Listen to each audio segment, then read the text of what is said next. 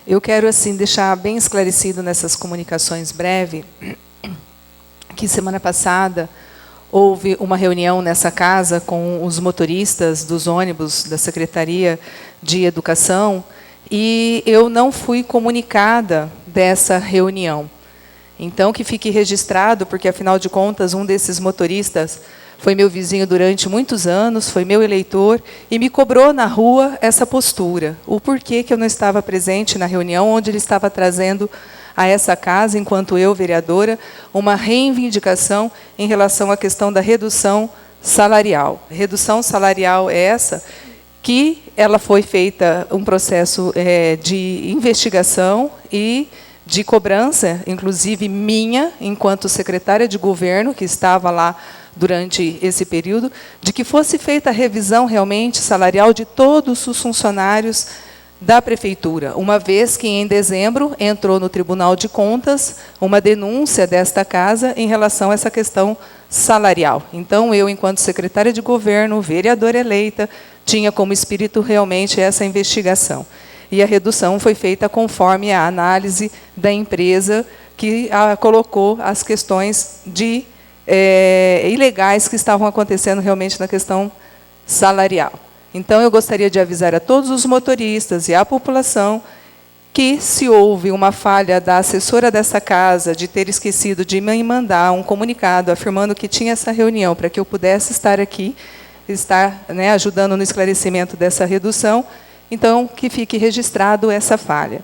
E deixando bem claro também que líder de governo, não existe nenhum lugar, em lei nenhuma, que diz que líder de governo, numa Câmara de Vereadores, é para puxar o saco do prefeito ou para defendê-lo de forma intrínseca. Líder de governo é a ponte que existe entre Câmara de Vereadores e Prefeitura, uma vez que sempre existe conflitos de opiniões e ideias. E isso existe nos mais de 5.000 municípios que existem no Brasil. Sempre vai existir oposição. E como a oposição acaba sentindo dificuldade de ter uma comunicação com o Executivo, acaba o coitado do líder de governo tendo que fazer essa ponte. Então, que fique bem claro que líder de governo na Câmara de Vereadores, que é o papel que eu estou exercendo no momento, não é o de puxa-saco do prefeito e nem de defesa intrínseca do mesmo. É a ponte que existe entre a casa e o Poder Executivo. Outra coisa que eu quero comunicar também, nessas comunicações breves, é que amanhã haverá oitivas, ou seja, que é o processo que faz parte da investigação da processante que corre nos trâmites dentro dessa casa e que ela é aberta a toda a população. A que aconteceu anteriormente foi divulgada, mas como eu não li os sites que estavam divulgando, eu não fiquei sabendo e acabei não participando. Mas que fique bem claro que amanhã, a partir das 8 horas da manhã, existem essas oitivas e elas são abertas a toda a população que se interessa e que quer saber de todo o processo público que tem que ser transparente e aberto a todo mundo. A respeito dos salários dos motoristas, mais uma vez eu vou bater aqui nessa tecla. Era pago até esses dias atrás, senhor Alírio Baca, 30% de horas fixas e 100% de horas de fim de semana. Isso existe desde a administração do senhor prefeito João Carlos Krug, que continuou na administração do senhor Joselito Krug, do qual o senhor era vice-prefeito, e deu continuidade a essa administração do Dr. Felipe.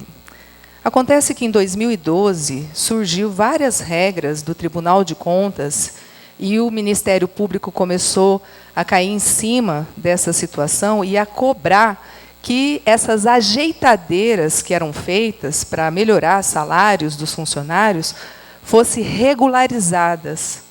Então, mediante a cobrança do Tribunal de Contas, da denúncia que foi feita no final do ano passado por essa casa, eu, Tânia Francini, enquanto estava como secretária de governo, exigi do Poder Executivo que uma das coisas que fossem feitas era que a empresa contratada para a assessoria contábil e para o RH fizesse um levantamento e uma investigação do que é que estava ilegal. Os motoristas não são a única classe. existem outras situações. Estamos falando dos motoristas porque eles vieram aqui nessa casa semana passada, mas existem outras categorias também. Isso é ponto. Então, existe uma coisa que é ilegal, outra coisa que é redução salarial por conta da questão da arrecadação.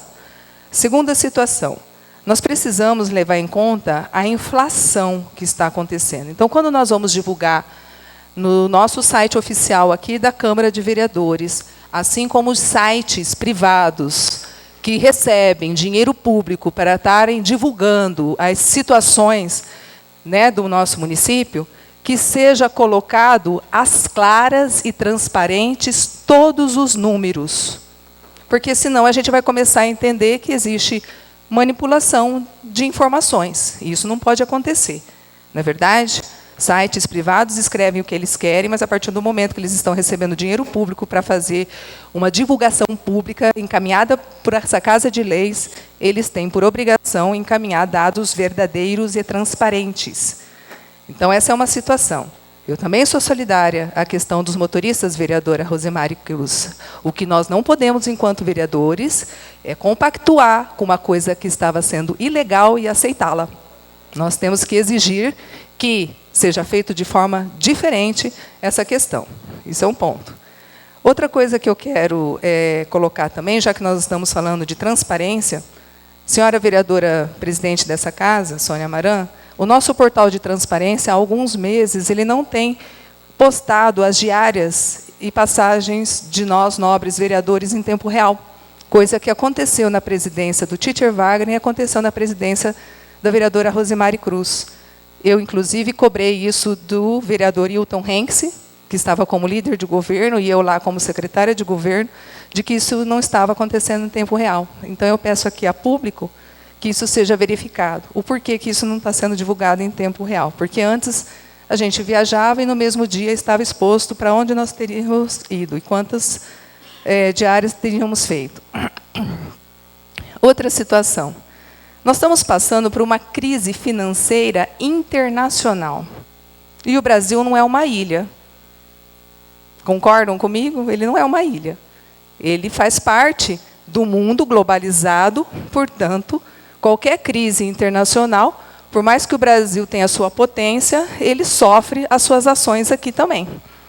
E por termos uma crise econômica nacional, junto com uma crise política, nós estamos passando por essa situação em 2015. E Mato Grosso do Sul também não é uma ilha. Ele é um estado federado que depende de arrecadações, que ele encaminha para o governo federal, e o governo federal repassa para o estado, que repassa para o município. E nós estamos sofrendo esse efeito. Exemplo disso, eu, Tânia Francini, professora do estado, não recebi o meu reajuste no dia 1º de janeiro, como sempre foi feito, porque o governo do estado não tinha como repassar. O sindicato brigou, negociou, reclamou, chorou, esperneou. Está previsto para recebermos no mês de outubro. 9 meses de diferença. E aí eu vou dizer o quê? Incompetência do governador Reinaldo Zambuja? Nunca, jamais. Um governador extremamente competente, organizado, que tem conseguido levar as contas do estado da melhor maneira possível dentro da crise financeira que nós estamos passando, ele tem administrado muito bem. Mas, para que a população entenda que Mato Grosso do Sul não é uma ilha, ela sofre essas interferências. E Chapadão do Sul também não é uma ilha, ele também sofre essas interferências. Querem mais exemplos? A APAE foi chamada semana passada para uma reunião na Secretaria de Educação, onde a secretária lá colocou para a diretora da nossa APAE e de todas as APAEs, de todos os municípios do Mato Grosso do Sul.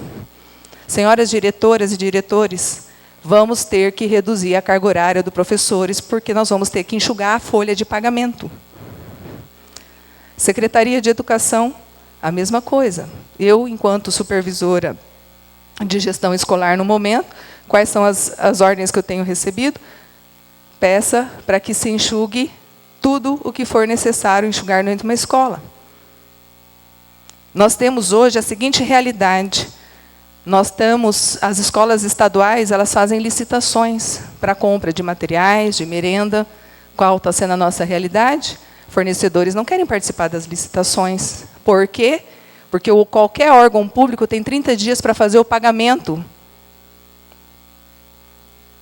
E a inflação não está acompanhando. Então, daqui 30 dias, ele não tem como manter o preço que ele se colocou na licitação. Então, eles preferem não participar das licitações do que participar, a inflação não cobrir os gastos e eles não poderem cumprir com o seu fornecimento. Então, as escolas estão com problemas na sua merenda, porque as empresas não querem participar das licitações, por causa da inflação que nós estamos tendo. Isso tem que ser levado em consideração. Não precisa ser matemático para saber isso, basta ser dona de casa, ir no mercado. E andar pela rua e ver que todas as lojas estão lá com índices enormes de desconto, pedindo, pelo amor de Deus, para que se entre lá e faça compras.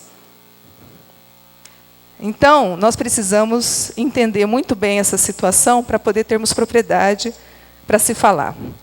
Outra coisa também que eu quero assim, deixar registrado, e que vai ficar registrado na ata dessa sessão, e como registro de ata de sessão é um documento escrito, e como documento escrito, então eu também exijo documento escrito, me dando a informação por escrito do que eu vou dizer agora.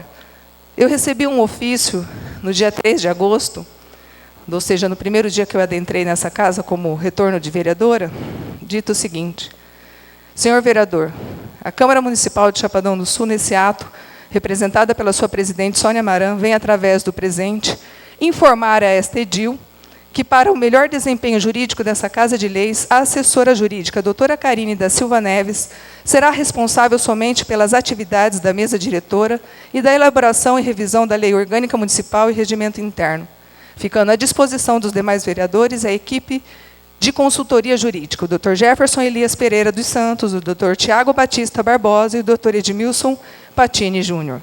Sem mais para o momento, aproveito para renovar minhas manifestações de apreço e estima. Atenciosamente, Sônia Maran, presidente. Então, por escrito, eu gostaria da assessoria jurídica dessa casa, se existe em algum lugar na lei em que um funcionário público, seja ele efetivo ou contratado, tem que ficar restrito a apenas um grupo de funcionários e não pode atender aos demais. Então, por escrito, eu quero essa resposta, uma vez que o que eu estou falando no pronunciamento agora vai estar escrito na ata, que vai ser transcrita. Outra coisa que eu quero falar também é a respeito da agenda que eu cumpri com o nobre vereador Dr. Paulo Quaranta, assim como o vereador Abel Lemes também, e a equipe que estava nos acompanhando. Nós estivemos na Casa Civil, a partir das 8h30 da manhã, na sexta-feira, conversando com o chefe da Casa Civil, o senhor Sérgio de Paula, onde nós fomos cobrá-lo a respeito do projeto nosso do trânsito, o projeto binário do sistema viário, em que solicita do governo do Estado a sinalização do nosso trânsito, para que a gente possa melhorar e organizar o trânsito do nosso município, dando assim a oportunidade de melhor condição da população. Projeto esse que foi muitas vezes cobrado por essa casa. Eu acho que não teve um vereador aqui dessa mesa, não é verdade, dessa Casa de Leis, que não tenha usado essa tribuna para cobrar a respeito da melhoria do trânsito do nosso município, uma vez que sempre nos foi apresentado altos índices de acidentes, mortes e prejuízos à saúde da nossa população.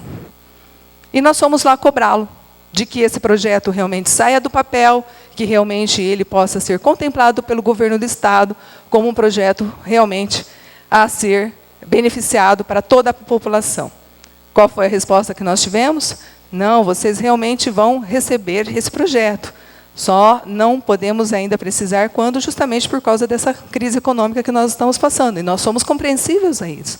Nós estamos vendo a nossa realidade. O que nós não admitimos é cidadão sul-chapadense ir lá no Detran, conforme relatos de funcionários públicos, de que não se aprovasse e que o governo não desse realmente esse sistema binário aqui no nosso município, verba para que ele acontecesse. Isso é inadmissível. Isso é inadmissível. E está acontecendo. Quem quiser saber, eu dou o nome dos funcionários. E que vai investigar se isso é real ou não. E para mim foi dada essa informação. Isso é inadmissível. As pessoas acham que a gente não descobre as coisas, não fica sabendo, mas a gente fica. A gente aqui que nem uns bestas procurando, indo atrás, gastando dinheiro público para ir lá pedir, e outras pessoas indo atrás, desmanchando. Então, que a população saiba que tem gente desmanchando aquilo que a gente quer para o bem-estar coletivo das pessoas. Fique bem registrado isso. Outra situação também que eu quero expor é a minha participação na 3ª Conferência Internacional do Direito Ambiental, da qual eu fui convidada pela presidente da Comissão do Meio Ambiente da OAB, a advogada Helena Clara Clappen, onde lá foi discutido temas interessantíssimos, da qual eu vou usar aqui na Câmara de Vereadores. Lá nós falamos sobre o projeto de uso e ocupação do solo, onde essa semana passada teve audiência pública, onde foi falado sobre resíduos sólidos, onde semana passada nessa casa houve audiência pública. Foi falado sobre a escassez de água, que é um problema de Chapadão do Sul. E a escassez de água não se fala apenas dos rios e da seca dos rios, se fala inclusive dos nossos lençóis freáticos, que a constatação é de que os poços não conseguem repor a água retirada com a rapidez da necessidade de uso, por conta da ação climática. Isso tudo foi trabalhado lá. Então, eu agradeço aqui à advogada presidente da OAB da Comissão do Meio Ambiente, a Helena Clara Clappen, pelo convite. Nós aproveitamos muito bem a conferência, foi uma conferência internacional, onde nós ouvimos desde profissionais, não só da área do direito, mas de todas as áreas, inclusive biólogos e professores, da Espanha, de Portugal, dos Estados Unidos e os daqui do Brasil também. Mais uma vez aqui, para ressaltar a presença do governador do Mato Grosso do Sul, senhor Reinaldo Azambuja, na 3ª Conferência Internacional do Direito Ambiental, onde ele fez a abertura, e depois, no dia 4, ele fez a abertura, e no dia 5 ele fez um encerramento, depois de todos os painéis expostos. E a fala do governador, única e bastante latente, quando ele fala a respeito dos recursos hídricos de Mato Grosso do Sul e da preocupação que ele tem dessa questão ambiental, de realmente estar preocupado com a preservação e a luta que ele vai ter realmente com a secretaria envolvida com a questão do meio ambiente, de que não meça esforços para que os recursos hídricos de Mato Grosso do Sul estejam protegidos da melhor forma possível. Ele bateu bastante nessa tecla, falou da importância em relação a essa questão, principalmente por ser agricultor, por saber da importância da necessidade da água para a agricultura que alimenta todo esse país. Então, aqui ressaltar e enaltecer realmente a brilhante explanação que o nosso governador do estado de Mato Grosso do Sul fez em relação a essa questão dos recursos hídricos. E ainda dentro da comunicação parlamentar, eu, vereadora Tânia Francini, dentro do partido do PTdoB, que é o partido do prefeito municipal de Chapadão do Sul, senhor Luiz Felipe Barreto de Magalhães, como líder de governo, fico muito feliz dessa casa não ter a necessidade da minha pessoa. Então, que fique registrado aqui a minha solicitação. Ordem, senhora vereadora, são comunicações parlamentares. O seu desabafo a senhora o fará no seu próximo pronunciamento.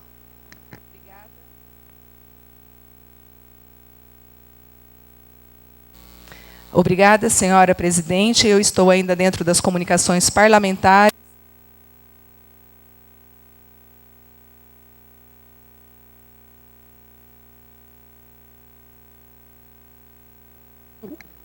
São comunicações parlamentares. Desabafo a senhora o fará na próxima sessão.